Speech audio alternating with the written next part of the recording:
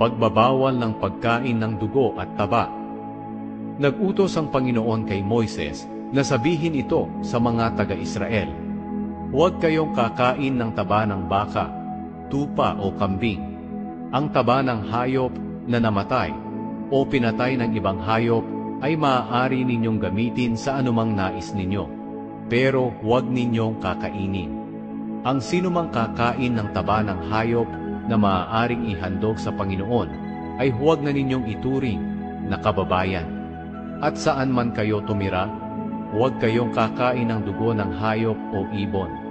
Ang sinumang kakain ng dugo ay huwag na ninyong ituring na kababayan."